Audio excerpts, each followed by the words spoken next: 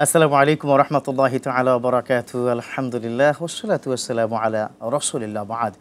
সুপ্রিয় দর্শক, দেশে কিংবা দেশের বাইরে যে যেখান থেকে দেখছেন এই মুহূর্তে আপনাদের প্রিয় চ্যানেল আর টিভি, আপনাদের সকলকে স্বাগত জানাই, মোবারকবাদ জানাই। আমি ডক্টর ফখরুল আশিকি। শুরু করছি আপনাদের জন্য আয়োজন সরাসরি প্রশ্নোত্তরমূলক অনুষ্ঠান প্রাণ নিবেদিত প্রশ্ন করুন। প্রিয় দর্শক, আপনারা জানেন প্রতিদিন ঠিক এই সময় পৌঁছে যাই একটি গুরুত্বপূর্ণ বিষয়ের উপর ভিত্তি করে অনেক প্রশ্ন আমরা নিয়ে থাকি আপনাদের কাছ থেকে এবং তার জবাব দেওয়ার চেষ্টা করে থাকি। আজও তার ব্যত্যয় ঘটবে না। স্ক্রিনে একটি নাম্বার দেওয়া রয়েছে, আপনারা এই নাম্বারে ফোন করুন, নিশ্চয়ই আমাদের পেয়ে যাবেন। যিনি আপনাদের প্রশ্নের জবাব দিবেন তিনি বাংলাদেশের প্রখ্যাত স্বনামধন্য একজন আলেমে দ্বীন, বাংলাদেশ ইসলামী দাওয়া সেন্টারের সম্মানিত চেয়ারম্যান মুফতি নুরুজ্জামান নুমানী। আসসালামু আলাইকুম রহমতুল্লাহি ওয়া বারাকাতুহু। ওয়ালাইকুম সালাম রহমতুল্লাহি ওয়া বারাকাতুহু। আমাদের দর্শকের জন্য একটু বলছি, প্রিয় দর্শক, আমাদের মাগফিরাতের কিন্তু নবমতম দিন আজ, মানে রহমতের নবমতম দিন আজ। এই রহমতের নবমতম দিন মানে হচ্ছে একদিন আছে মাগফিরাত শুরু হতে। পুরো রহমতের মাসে আসলে আমরা কি পেলাম এই 9 দিনে, সে বিষয় নিয়ে কথা বলবো এবং কি প্রয়োজন আরও একদিন বাকি আছে। তো চলুন আমরা একটু কথা শুরু করি। রহমত তো আমাদের ছেড়ে প্রায় বিদায়কে নিয়ে ফেলছে, আর একদিন পরেই কিন্তু আমরা মাগফিরাতে ঢুকে যাব। কিন্তু আল্লাহর রহমত পাওয়ার জন্য কি করা দরকার ছিল যেটা আমরা করি নাই, যদি এটা একটু বলতেন। নাহমাদুহু ওয়া নুসাল্লি আলা রাসূলিহিল কারীম, আম্মা বাদ। প্রিয় দর্শকবৃন্দ, যারা আমাদের সাথে যুক্ত আছেন সবাইকে জানাচ্ছি আন্তরিক মোবারকবাদ। মহতারাম আজকের লাইভের সম্মানিত উপস্থাপক মহতারাম আশিকি ভাই, আপনাকেও মোবারকবাদ জানাচ্ছি সুন্দর আয়োজনে আমাকে যুক্ত করার জন্যে। মাহে রমজান মুবারক, রহমতের মাস, মাগফিরাতের মাস, নাজাতের মাস। রহমতের প্রথম দশক একে একে প্রায় শেষ হয়েই গেল, আর একটা দিন আছে। এরপরও হতাশ হওয়ার কোনো কারণ নাই। যেখানে মাগফিরাত আছে সেখানেও রহমত আছে, যেখানে নাজাত আছে সেখানেও রহমত আছে। এক কথা গোটা রমজান মাসটাই রহমত মাগফিরাত নাজাতের। তাই কেউ ভেঙে পড়বেন না, মুছড়ে যাবেন না, হতাশ হয়ে যাবেন না, হারি রহমতের দশক চলে গেল, আমি মনে সব হারিয়ে ফেললাম। যাই হোক, কোন ভাই বোন কীভাবে আমল করেছে আমরা তো আর জানি না, কারণ সবাই তো সবাইকে দেখিয়ে আমল করে না। তো আমাদের সবারই লক্ষ্য উদ্দেশ্য থাকা উচিত মহান আল্লাহ রব্বুল আলমিনের সন্তুষ্টি অর্জন করা। আর আল্লাহর সন্তুষ্টি অর্জন করবার জন্যে আমাদের কি করণীয়? আল্লাহ রব্বুল আলমিনের আদেশ এবং নিষেধ মেনে চলতে হবে। আর এই আদেশ এবং নিষেধ মানার ক্ষেত্রে আমাদের জন্য যা করণীয়, কুল ইন কুনতুম তুহিব্বুনাল্লাহা ফাত্তাবিউনি ইউহিব্বুকুমুল্লাহ। আমাদের প্রিয় নবী হযরত রাসূল করিম সাল্লাল্লাহু আলাইহি ওয়াসাল্লামকে আমাদের অনুকরণ করতে হবে। কারণ আমাদের প্রিয় নবী যেইভাবে আল্লাহকে ভালোবেসেছেন, যেইভাবে আমাদেরকে ভালোবাসতে বলেছেন, আমাদেরকে সেইভাবেই আল্লাহর সন্তুষ্টি অর্জন করার চেষ্টা করতে হবে। তো এখন আপনি আমার কাছে যা জানতে চেয়েছিলেন যে রহমতের দশকে আমরা কে কি করেছি বা করি নাই বা কি করতে হবে, আমি কুরআনুল কারীমের একখানা আয়াতে কারিমার দিকে ইঙ্গিত করব। সেই দিকে লক্ষ্য করলে আমরা অনেকগুলো আমলের সন্ধান পেয়ে যাব। সূরা কাহাফের শেষ আয়াতে আমার আল্লাহ বলেন, ফামান কানা ইয়ারজু লিকা রাব্বিহি ফালিয়ামাল আমালান সালিহা। আল্লাহ বলেন, ওহে আমার প্রাণপ্রিয় বান্দাবান্দিরা, তোমরা যারা আমি আল্লাহ রব্বুল আলমিনের সাক্ষাৎ কামনা করো, আমার নৈকট্য অর্জন করে নিজেকে ধন্য করতে চাও, তোমাদের জন্য করণীয় হচ্ছে ফালিয়ামাল আমালান সালিহা, তোমরা নেক আমলের সাথে সম্পৃক্ত থাকো, সংযুক্ত থাকো। জি, এখানে আমাদের অনেক অনলাইনে অনেক প্রশ্ন কিন্তু চলে এসেছে, আমরা কি দেখতে পাচ্ছি। এর মধ্যে একটা প্রশ্ন হচ্ছে যে বর্তমান সময় আমরা কি দেখে থাকি যে বিভিন্ন মসজিদে ধীরে ধীরে মুসল্লি কমে যাচ্ছে, অর্থাৎ তারাবি বলেন কিংবা ওয়াক্তিয়া নামাজে বললেন, এটার মূল কারণ কি আসলে এরকম যে শয়তান আবারও কি ঢুকে গেল আমাদের মুসলমানদের মধ্যে? না, শয়তান আবারও ঢুকে যায়নি। তো 11 মাস শয়তান যে ওয়াসওয়াসা দিয়েছে তারই প্রভাব এখনও রয়েছে। তো আমাদের বাংলাদেশের মানুষ একটু আবেগী বেশি। যেমন লাইলাতুন নিসফি মিন শাবান, শবে বরাত যখন আসে মনে করে আজকে ইবাদত করলে আল্লাহর ওলি হয়ে গেলাম, কালকের থেকে আর খবর নাই। তারপরে মনে করে রমজান আসতেছে, প্রথম 2-4 দিন, প্রথম দিন তো আলহামদুলিল্লাহ মুসল্লি খালি মসজিদে না, রাস্তা বা সব কিছু বুক, কিন্তু 2-4 দিন চলে গেলে সেই আবেগটা আর থাকে না। এখন আরেকটা আবেগ কাজ করতেছে, লাইলাতুল কদর আসবে, একবারে বুজুর্গ হয়ে যাবে। আসলে আল্লাহ আমাদেরকে বলছেন, কুলিয়া ইবাদিয়াল্লাযীনা আসরাফু আলা আনফুসিহিম লা তাকনাতু মির রাহমাতিল্লাহ। হে নবী, আমার ওই সমস্ত বান্দাবান্দীদেরকে বলুন যারা গুনাহ করতে করতে সীমা লঙ্ঘন করে ফেলেছে, যে লা তাকনাতু মির রাহমাতিল্লাহ, আল্লাহর রহমত থেকে তোমরা নিরাশ হয়ো না। জীবনের অনেকটা সময় তো কাটিয়েই দিলাম হেলায় হেলায়, অবজ্ঞায় অবহেলায়, আল্লাহর বিধানের সাথে আল্লাহর বিধান মানা দরকার, এটা বুঝেছি কিন্তু মানতে পারিনি। তাই মসজিদের মধ্যে মুসল্লি কমবে কেন, বরং দিন দিন বৃদ্ধি পাওয়া উচিত, কমাতেও উচিত না। প্রিয় ভাইয়েরা, আল্লাহ আমাদেরকে মাফ করার জন্যে, আল্লাহ রব্বুল আলামিন তার রহমতি কুলের মধ্যে আমাদেরকে তুলে নেওয়ার জন্যে প্রস্তুত হয়ে আছেন। আল্লাহ বলছেন, লা তাকনাতু মির রহমাতিল্লাহ, আমার রহমত থেকে তোমরা বঞ্চিত হয় না, নিরাশ হয় না। ইন্নাল্লাহা ইয়াগফিরুয যুনুবা জামিআ, আমি তোমাদের সবগুলো গুনাহ খাতা মাফ করে দিব, তবে তোমাকে অনুশোচনায় পড়ে আমার কাছে আত্মসমর্পণ করতে হবে। আসুন মসজিদে প্রবেশ করি, আর যেন বের না হওয়ার চেষ্টা না করি। কারণ আল্লাহ রসুল বলেছেন, হাদিস শরীফের মধ্যে আসছে, কিয়ামতের দিন যেদিন আরশে আজিমের ছায়া ব্যতীত আর কোনো ছায়া থাকবে না, 7 প্রকারের মানুষকে আল্লাহ পাক আরশে আজিমের ছায়া তলে জায়গা দিবেন। আর ওই দিন এমন ব্যক্তি, ওয়ারাজুলুন কলবুহু মুআল্লাকুন ফিল মাসাজিদ, যেই ব্যক্তির অন্তর মসজিদের সাথে ঝুলন্ত থাকবে, সম্পৃক্ত থাকবে, ওই ব্যক্তিকে আল্লাহ রব্বুল আলামিন আরশে আজিমের ছায়া তলে জায়গা দিবেন। তো মসজিদের মুসল্লি কমবে কেন? আমরা আল্লাহর প্রিয় বান্দা, আমরা আশরাফুল মাখলুকাত। মাছ যেমন পানি ছাড়া অবস্থান করতে পারে না, আল্লাহর বান্দারা, আল্লাহর প্রকৃত প্রিয় বান্দারা, তারাও মসজিদ ছাড়া অবস্থান করতে পারে না। আমি মসজিদের মধ্যে গেলেও মসজিদেই আসি, মসজিদ থেকে বের হলেও আমি মসজিদের পরিবেশেই থাকবো। আমার মাথায় ঘুরপাক খাবে, আমার মাথায় কাজ করবে, যাই করি, আবার যখন মুয়াজ্জিন সাহেব আমাকে তলব করবে, আমি যেন দৌড়ে দৌড়ে সেখানে আবার ছুটে যাই। চমৎকার করে আপনি বলছিলেন। তারপর আরেকটি প্রশ্ন এসেছে যে বর্তমান সময়ে আমরা কি দেখে থাকি যে ভিতিরের নামাজ তারাবির নামাজের পরপরই জামাতের সহিত পড়া হয়। কেউ কেউ কি বলেছেন ভিতিরের নামাজ শেষ রাত্রিতে পড়া উত্তম, তাই আমি মসজিদে ভিতিরের নামাজ না পড়ে আমি বাসায় ভিতিরের নামাজ পড়ছি শেষ রাত্রিতে, সেক্ষেত্রে আমার সওয়াবের কোনো ঘাটতি বা কমতি বা বেশি হবে কিনা? না, কোনো সমস্যা হবে না। তবে আপনাকে মনে রাখতে হবে ভাই, আপনিও মানুষ, আমিও মানুষ, মানবিক দুর্বলতা আপনার মধ্যেও কাজ করবে, আমার মধ্যেও কাজ করবে। যদি এই ফরজের পরে ওয়াজিবের স্থান, ফরজ মিস করলে যেমন গুনাহ হয়, ওয়াজিব মিস করলেও গুনাহ হয়, সুন্নতে মুআক্কাদা মিস করলেও গুনাহ হয়। তো এখন কথা হচ্ছে, আপনি তাহাজ্জুদ পড়েন, এই জন্যে আপনি আত্মবিশ্বাসী, তাহাজ্জুদের জন্য উঠবেন, তাহাজ্জুদের পরে বিতির পড়বেন, হ্যাঁ ঠিক আছে, কোনো সমস্যা নাই। কিন্তু আগেও যদি বিতিরের নামাজ পড়ে ফেলেন, তারপরেও কিন্তু তাহাজ্জুদের সময় উঠে তাহাজ্জুদ পড়তে পারবেন, কোনো সমস্যা নাই। আর আমি যদি আগেই তারাবিটা এই জামাতের সাথে পড়ে ফেলি, আমার মনে এটা একটু লম্বা, আপনি জবাব দিবেন, অনেকক্ষণ একজন দর্শক আছে, ফোনটা আমাকে নিতেই হচ্ছে। প্রিয় দর্শক, কে বলছেন, কোথা থেকে বলছেন, প্লিজ আপনার প্রশ্নটি করুন। আসসালামু আলাইকুম, আমি ওয়ালাইকুম আসসালাম। জি জি জি, বলুন প্লিজ। আমার হচ্ছে একটা বাবু আছে 6 মাস বয়স, ও হচ্ছে এখনো বুকের দুধ খাচ্ছে। আমি একটা রোজা এখনো করি নাই, কিন্তু রোজা দেওয়ার ইচ্ছা। আচ্ছা, এখন এই বাবু দুধ খাওয়ার কারণে আমি রোজা দিচ্ছি না, আমার এতে কি কোনো গুনাহ হবে? আর পরে কি রোজাগুলো করতে পারবো? জি বোন, আপনি থাকুন আমাদের সাথে, ইনশাআল্লাহ তাআলা আপনি প্রশ্ন উত্তর পেয়ে যাবেন। প্রশ্নের আগেরটারও আপনি কি জবাব দিবেন, এবং যিনি বোন প্রশ্ন করেছেন এই প্রশ্নেরও কিন্তু জবাব আপনি দিবেন। তবে একটা ছোট্ট বিরতির সময় এসেছে। ইনশাআল্লাহ। প্রিয় দর্শক, দেখছেন আপনাদের প্রিয় চ্যানেল RTV এবং RTVর বিশেষ আয়োজন, প্রতিদিনের আয়োজন, সরাসরি প্রশ্নোত্তরমূলক অনুষ্ঠান প্রাণ নিবেদিত প্রশ্ন করুন। প্রিয় দর্শক, নিতে হচ্ছে এই মুহূর্তে ছোট্ট করে একটু বিরতি, কোথাও যাবেন না, ফিরছি কিছুক্ষণের মধ্যেই।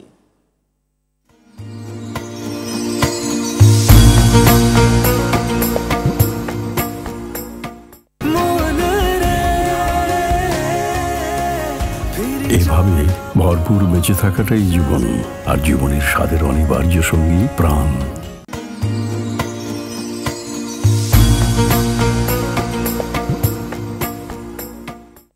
আলহামদুলিল্লাহ, প্রিয় দর্শক, ফিরে এলাম বিরতির পর। আমাদের সাথে থাকার জন্য ধন্যবাদ। দেখছেন আপনাদের প্রিয় চ্যানেল RTVর নিয়মিত আয়োজন, প্রতিদিনের আয়োজন, আপনাদের সাথে নিয়ে আয়োজন, সরাসরি প্রশ্নোত্তরমূলক অনুষ্ঠান প্রাণ নিবেদিত প্রশ্ন করুন। প্রিয় দর্শক, আজ যে বিষয়ে আমরা কথা বলছিলাম খুবই গুরুত্বপূর্ণ। এই তো রহমত চলে যাচ্ছে, রয়েছেন আপনাদের অনেক অনেক প্রশ্নের জবাব দেওয়ার জন্য মুফতি নুরুজ্জামান নোমানী। তবে অবশ্যই সেক্ষেত্রে আপনাদের প্রশ্ন করতে হবে, আর RTVর স্ক্রিনে ওই নাম্বারটি দেওয়া রয়েছে, ইনশাআল্লাহ প্রশ্ন করুন, পেয়ে যাবেন উত্তর। জি, আমরা বিরতির পূর্বে এক বোন প্রশ্ন করেছে, তার জবাব দিবেন। তার আগে আমি যে প্রশ্ন করেছি অনলাইন থেকে, ভিতিরের নামাজটি জামাতের সহিত যেভাবে পড়া হচ্ছিল এখন রমজান মাসে, এটা কি শেষ রাত্রিতে পড়তে পারবে কিনা? জি, শেষ রাত্রে পড়তে পারবে, কোনো সমস্যা নাই, কিন্তু তবে জামাতের সাথে আদায় করে নিলে ভালো হয়। কারণ যদি ঘুমের থেকে যথাসময় উঠতে না পারে তাহলে তো মিস হয়ে যাবে। এজন্যে মিসিং যেন না হয়ে যায়, জামাতের সাথে আগেই আদায় করে নেবে, এটা ওয়াজিব। মিস হলে গুনাহ হবে, কাজা করা যাবে না। এই পরে কাজা পড়ার চাইতে টাইম মতো পড়ে নেওয়া ভালো। পরবর্তীতেও বিতির যথাসময় পড়ে নিলে পরেও তাহাজ্জুদ পড়া যায়, কোনো সমস্যা নেই, কোনো অসুবিধা নেই, মাশাআল্লাহ। তাহলে আরেকটা প্রশ্ন ছিল, যে আমার এক বোন প্রশ্ন করেছিল, 6 মাসের দুধ, 6 মাসের বাচ্চা, তাকে দুধ পান করাতে হয়, এই জন্য সে রোজা রাখতে পারে না। হ্যাঁ, যেহেতু বাচ্চার হক আছে মায়ের উপরে, এখন যদি উনি রোজা রাখলে বাচ্চা বুকের দুধ না পায়, সেই ক্ষেত্রে বাচ্চার খাবারের যদি সমস্যা হয়, বাচ্চার দিকে লক্ষ্য রেখে প্রিয় বোন অবশ্যই রোজা ভাঙতে পারবে। রমজানের পরে ফাইদ্দাতুম মিন আইয়ামিন উখার, যে কয়টা রোজা ভেঙেছে সেই রোজাগুলো ইনশাআল্লাহ আদায় করে নিবে। ওই কয়টা রোজা কি আগে আদায় করবে নাকি শাওয়াল মাসের রোজা 6টা আগে আদায় করবে? হ্যাঁ, শাওয়াল মাসের রোজার চাইতে আগে নিয়ম হচ্ছে রমজান মাসের ভাঙতি রোজা, কারণ এটা হচ্ছে ফরজ। হ্যাঁ। কারণ এইটা যদি আদায় করে, এটা আদায় করতে গিয়ে শাওয়ালের 6 রোজা, এটা তো নফল, যদি রাখার সুযোগ নাও পায়, এইটার মধ্যেই আল্লাহ রাব্বুল আলামিন শাওয়ালের 6 রোজার সওয়াব দিয়ে দিবেন। মাশাআল্লাহ। যে অনলাইনে অনেকগুলো প্রশ্ন এসেছে, তার মধ্যে একটা অন্যতম প্রশ্ন হচ্ছে যে আমার বাবা ইন্তেকাল করেছেন দীর্ঘদিন পূর্বে, আমি বাবার জন্য হুজুর ডেকে কোরআন খতম করাই, এটা কি বেশি সওয়াব হবে নাকি আমরা টানা 1 বছর ধরে যদি কোরআন খতম করি সেটা বেশি সওয়াব হবে? আসলে একজন আলেমকে দিয়ে যদি কোরআনুল কারিম পড়ান অবশ্যই ভালো হবে, কারণ একজন আলেম সহি শুদ্ধভাবে কোরআনুল কারিম তেলাওয়াত করবে, এটা কোনো সমস্যা নাই, দোষের কিছু না। কিন্তু আপনি নিজে যদি পড়তে পারেন, বাবার জন্য মায়ের জন্য আপনার যে একটা দরদ থাকবে, তাদের রুহের মাগফিরাত কামনার্থে কোরআনুল কারিমের তেলাওয়াত, এই দরদ তো আরেকজনের থাকবে না। এই জন্যে প্রিয় ভাই বোন, আপনাদের উচিত হবে আপনারা ভালোভাবে আল্লাহর কালাম পড়তে শিখুন, এবং আপনারা আপনাদের আব্বা আম্মার রুহের মাগফিরাত কামনার্থে কোরআনুল কারিম তেলাওয়াত করে আল্লাহর কাছে দোয়া করুন। এতে আপনাদের আব্বা আম্মা অবশ্যই আপনাদের তেলাওয়াতের দ্বারা অনেক বেশি উপকৃত হবেন। আর পাশাপাশি কোনো হুজুর, কোনো আলেম ওলামা, কোনো মাদ্রাসা ছাত্র, তাদেরকে দিয়েও যদি দোয়ার আয়োজন করেন, কোরআন তেলাওয়াতের ব্যবস্থা করেন যে আমার আব্বা আম্মার জন্য কোরআন তেলাওয়াত করে হুজুর একটু দোয়া করুন, এটাও কোনো সমস্যা নাই, সব হবে। মাশাআল্লাহ। যে তারাবির নামাজ নিয়ে একটি প্রশ্ন এসেছে এরকম যে আমি প্রতিদিন তারাবির নামাজ পড়ি, কিন্তু হুজুরের দ্রুততার পড়ার কারণে অনেক শব্দ আমি বুঝি না, তো সেক্ষেত্রে পুরো কোরআনের সওয়াব আমি পাবো কিনা? আমি তো শব্দ বুঝতে পারি না। খুব চমৎকার একটা প্রশ্ন। আসলে আল্লাহ রাব্বুল আলামিন কোরআনুল কারিমে আয়াত নাজিল করেছেন, ওয়ারাত্তিলিল কোরআনা তারতিলা, তোমরা তারতিলের সাথে ধীরস্থিরভাবে যথাযথভাবে কোরআনের হক আদায় করে মদ গুন্না, তারপরে প্রত্যেকটা হরফের উচ্চারণ, মানে এক ধীরস্থিরভাবে সুন্দরভাবে তেলাওয়াত করতে হবে। এখন সেই তেলাওয়াত তারাবির জন্য আলাদা কোনো সিস্টেম করা হয় নাই যে তারাবিতে দ্রুত পড়া যাবে। হ্যাঁ, আপনি দ্রুত পড়েন, যত দ্রুত মনে চায় পড়েন, কোনো সমস্যা নাই, কিন্তু স্পষ্ট হতে হবে। যদি আপনার স্পষ্টতায় কোনো সমস্যা আসে তাহলে আপনি দ্রুত না, আপনি ধীরে ধীরেই পড়তে হবে। এখন যে ভাই প্রশ্ন করেছেন উনি তারাবিতে অংশগ্রহণ করেন, হুজুরের তেলাওয়াত অনেক কিছুই বুঝতে পান না, প্রিয় ভাই এই জবাব আমি কেন দিব? আপনিই তো বুঝতে পারেন, আপনি যেই তেলাওয়াত বুঝেন না সেই তেলাওয়াতের সওয়াব কেমনে আপনি আশা করেন? তাই আপনাকে পূর্ণ সওয়াব পেতে হলে কোরআনুল কারিম স্পষ্টভাবে বুঝতে হবে, এবং এই জন্যে হুজুরকে বলবেন, হাফেজ সাহেবকে বলবেন যে হুজুর আপনি নিজেও মাহরুম হয়েন না, কোরআনের কাছ থেকে ধিকৃত হয়েন না, এবং আমাদেরকে মাহরুম করিয়েন না, আমাদেরকে মাহরুম করিয়েন না। এখানে উনি বলার মতো ক্ষমতা তো ওনার নাই, মসজিদ কমিটি তো আছে, মসজিদ কমিটিকে জানাবে, এবং উনিও বলতে পারে, কোনো সমস্যা নেই, পার্সোনাল বলবে। উনার বলাতে যদি হাফেজ সাহেব আমলে নেয়, উনার বলাটা আলহামদুলিল্লাহ, না নিলে কমিটিকে জানাবে যে হাফেজ সাহেবকে বলুন যেন সুন্দরভাবে তেলাওয়াত করেন। আদৌ আসলে গ্রহণ করবে কিনা কমিটি, এটা আমার সন্দেহ, কারণ কমিটিরাই উল্টে আরো কন্ট্রাক্ট করে বলে দেয় যে 35 মিনিটে কিংবা 40 মিনিটে নামাজ শেষ করবেন। এখন খুব কাছাকাছি সম্পর্ক আরেকটি প্রশ্ন, এই জায়গার মধ্যে আরেকটা কথা আছে, যদি কমিটি হাফেজ সাহেবকে বলে আপনি দ্রুত পড়েন, আর কমিটির কথা যদি হাফেজ সাহেব পড়ে, তাইলে ওই হাফেজ সাহেবের ভিতরে নামাজ হবে না, 1 নাম্বার। 2 নাম্বার, যে কমিটি হাফেজ সাহেবকে উৎসাহিত করবে, মানে অস্পষ্ট করে দ্রুত তাড়াতাড়ি শেষ করার জন্য, সকল মুসল্লিদের নামাজের গুনাহের দায়ভার হাফেজ সাহেবের সাথে সাথে মসজিদ কমিটিকেও নিতে হবে। হাফেজ সাহেব তো পরে, হাফেজ সাহেব তো চাকরি বাঁচাতে হচ্ছে, হাফেজ সাহেবের পিছনে নামাজই হবে না কমিটির কথা শুনলে। মসজিদ কমিটির কারণেই তো হাফেজ সাহেব বাধ্য হচ্ছে, না হলে তো কোনো হাফেজ বাংলাদেশে আপনার প্রায় 3 লক্ষ মসজিদে আপনার কি নামাজ হচ্ছে, 3 লক্ষ মসজিদের মোস্ট অফ দা কি মসজিদেই কিন্তু এই ধরনের কথা বলে, তাহলে তো কোনো হাফেজ সাহেব নামাজই কি পড়াতে পারবে না, তাই না? অতএব আমার কাছে মনে হয় মসজিদ কমিটি যারা আছেন তাদেরকে আমরা উদাত্ত আহ্বান জানাতে পারি, এই প্রেশারটা অন্তত দিয়ে না করেন, গুনাহ কামাবেন না। এভাবে ভরপুর বেঁচে থাকাটাই জীবন, আর জীবনের স্বাদের অনিবার্য সঙ্গী প্রাণ। একজন দর্শক অনেকক্ষণ ধরে অপেক্ষা করছে, ফোনটা নিয়ে নিয়েছি। প্রিয় দর্শক, কে বলছেন, কোথা থেকে বলছেন, আপনার প্রশ্নটি করুন প্লিজ। আমি রাজশাহী থেকে বলছি। রাজশাহী থেকে বলছেন, জি প্লিজ প্রশ্ন করুন। টেলিভিশনের ভলিউম কমিয়ে প্রশ্নটি করুন, তাহলে আমরা বুঝতে সহজ হবে। আমার কিছুদিন আগে একটু অসুবিধার জন্য আমার অপারেশন করা হয়েছিল অ্যাপেন্ডিক্সের। এই এই জন্য আমি রোজা থাকতে পারছি না। রোজা থাকলে আমার প্রচুর পরিমাণ বেদনা হচ্ছে। হ্যাঁ, আপনার নেটওয়ার্কে মানে মোবাইল নেটওয়ার্কে অনেকটাই সমস্যা হচ্ছে বলে আমরা খুব বেশি প্রশ্নটা বুঝতে পারিনি। তারপরে যতটুকু বুঝতে পেরেছি থাকুন আপনি আরটিভির সাথে, ইনশাআল্লাহ প্রশ্ন উত্তর পেয়ে যাচ্ছেন।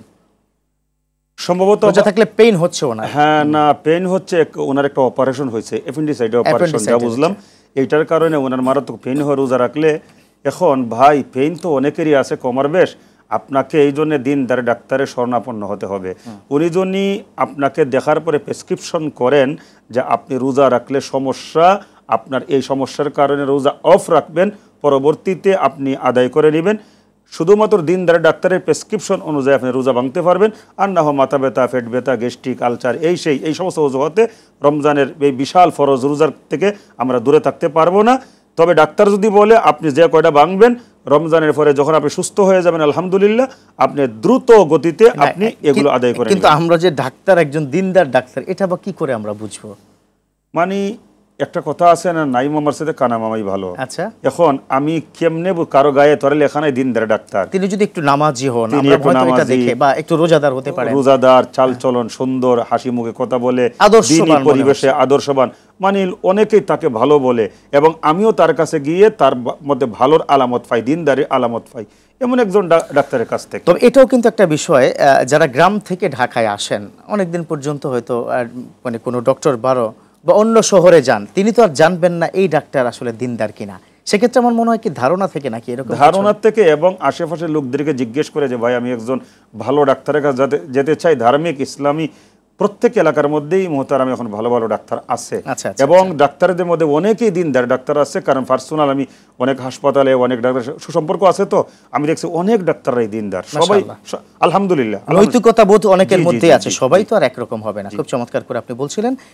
এখানে সম্পূরক আগের প্রশ্নের সাথে একটা সম্পূরক প্রশ্ন এসেছে। তিনি বললেন যে আমাদের যে নামাজের ক্ষেত্রে তিনি বললেন যে সূরা তারাবি যদি পড়ি, খতম তারাবি তো বুঝি না, সূরা তারাবি তো স্পষ্ট করে হুজুর ধীরে ধীরে পড়ায়, তাহলে আমি কি খতম তারাবি না পড়ে সূরা তারাবি পড়তে পারি কিনা? এর জবাব আপনি দিবেন। একজন দর্শক অনেকক্ষণ ধরে অপেক্ষা করছে, ফোনটা একটু নিয়ে নিচ্ছি। প্রিয় দর্শক, জি জি, ওয়ালাইকুম আসসালাম, শুনতে পাচ্ছি, প্রশ্ন করুন। জি ভাই, আমার প্রশ্ন, আমার এক ভাই ডায়াবেটিসের রোগী, উনি ভ্যাকসিন যে ইংলিশ আর নিয়ে কি পারবে নিতে? আচ্ছা, বুঝতে পেরেছি।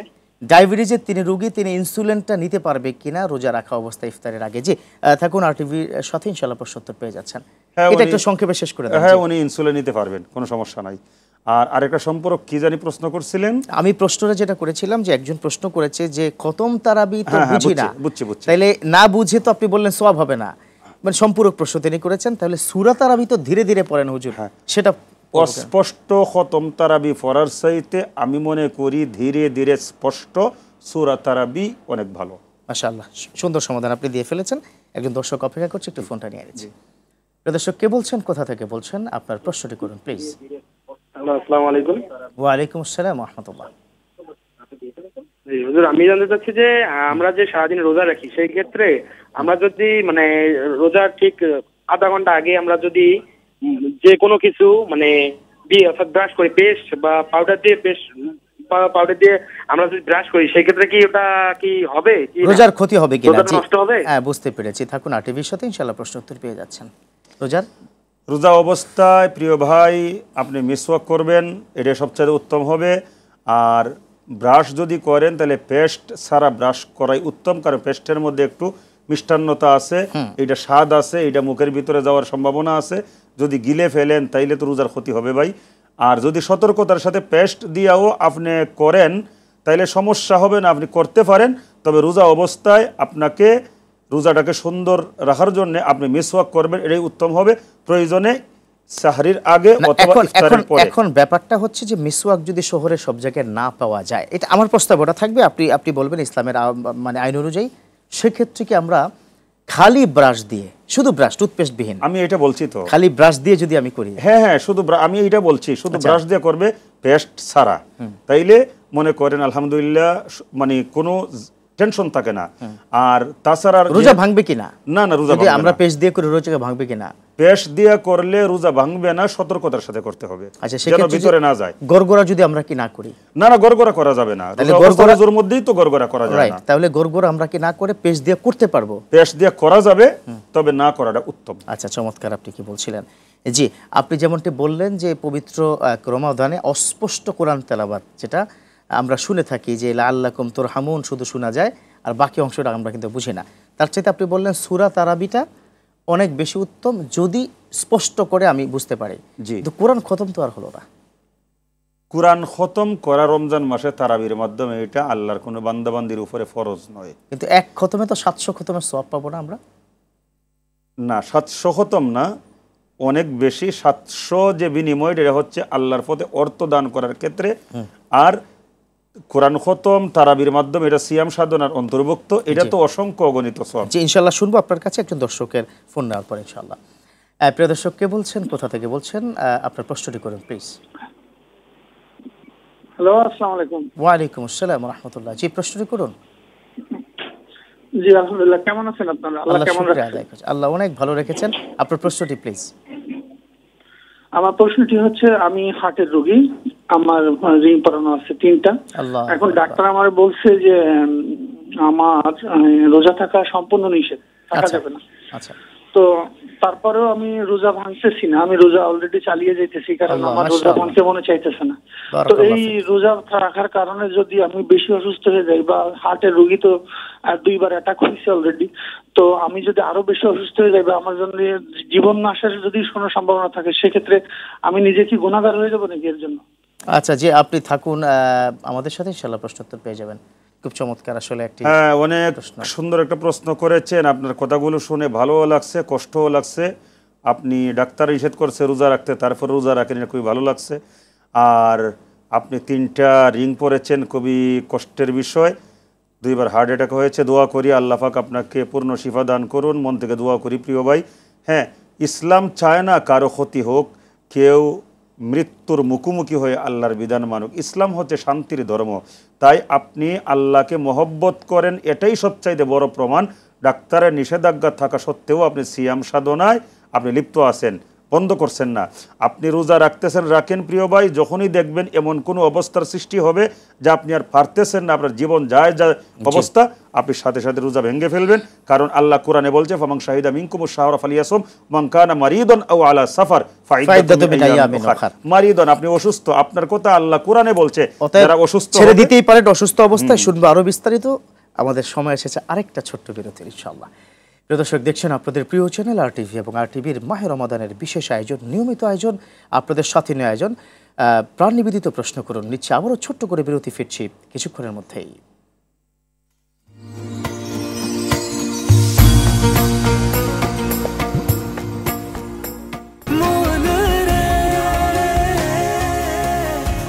এভাবে ভরপুর বেঁচে থাকাটাই জীবন, আর জীবনের স্বাদের অনিবার্য সঙ্গী প্রাণ।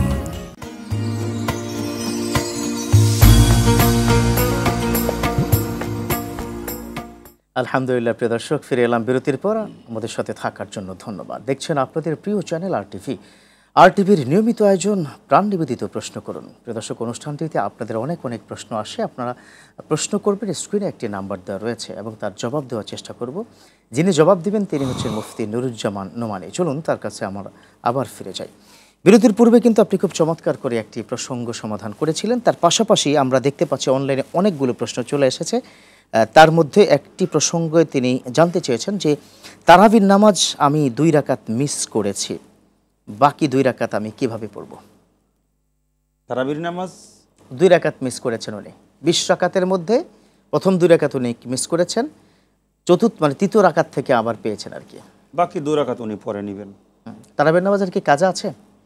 এটা সমস্যা জরুরি না, যদি পরে নেয়, যেহেতু 20 রাকাত এটা সুন্নাত, এই জন্যে আদায় করে নিবে, পরবর্তীতে আর আদায় করা জরুরি না। আচ্ছা, মহিলাদের কি তারাবির নামাজ নিয়ে একটি প্রশ্ন এসেছে। উনি কি দেখছি, উনি বলছে যে আমি তো আসলে 20 রাকাত নামাজ পড়তে পারি না, আমার প্রচণ্ড ব্যাক পেইন হয়, সেক্ষেত্রে কি আমি 8 রাকাত পড়তে পারবো কিনা? কারণ ওলামায়ে কেরাম তো বলেন 8 রাকাতও জায়েজ আছে। উনি 8 রাকাতের প্রসঙ্গ আনেন কেন? ওনার ব্যাক পেইনের সমস্যা, উনি দাঁড়িয়ে পড়তে না পারলে বসে পড়বেন। বসে না পড়তে পারলে শুয়ে পড়বেন, বিধান তো আছে, কিন্তু 8 রাকাতের দিকে উনি আসবেন কেন? তাই উনি যদি অক্ষম হন, পড়তে পারেন না, যা পড়তে পারেন তাই পড়বেন, কোনো অসুবিধা নাই, তাই তো? আমরা অনলাইন থেকে সর্বশেষ একটা প্রশ্ন দিয়ে আমরা আজকে অনুষ্ঠান শেষ করতে চাই। এক বোন বলেছে যে আমি প্রেগনেন্ট অবস্থায় কি রয়েছি, আমি কোনোভাবেই কি রোজা রাখতে পারছি না, সেক্ষেত্রে কি আমার ফিদিয়া দিতে হবে কিনা বা কি করণীয়? হ্যাঁ, অবশ্যই উনাকে ফিদিয়া দিতে হবে। যে রোজাগুলা যেহেতু রাখতে পারবে না, উনি ফিদিয়া দিয়ে দিবেন এবং যখন উনি সুস্থ হয়ে যাবেন ওই সময় উনি আদায় করে নেবেন। 30টার জন্য 30টাই, বেশি না। যে অনেক অনেক ধন্যবাদ জানাচ্ছি, অনেকগুলো প্রশ্নের জবাব আপনাকে দিয়েছেন, সেজন্য বারাকাল্লাহু ফি ইলমিক ইনশাআল্লাহ। প্রিয় দর্শক, এতক্ষণ পর্যন্ত আপনারা যে অনুষ্ঠানে প্রশ্নগুলো পেয়েছেন, জবাব পেয়েছেন, আশা করি সেই অনুযায়ী জীবনযাপন করবেন, সেই প্রত্যাশা শেষ করতে চাই আজকের অনুষ্ঠান। এবং আজকের অনুষ্ঠান নিয়ে আগামীকাল আমরা আবারও ফিরে আসবো। প্রাণ নিবেদিত প্রশ্ন করুন। সে পর্যন্ত আল্লাহ আপনাদের সকলকে ভালো রাখুক। আসসালামু আলাইকুম ওয়া রাহমাতুল্লাহি তাআলা ওয়া বারাকাতুহু। ওয়া আলাইকুম আসসালাম।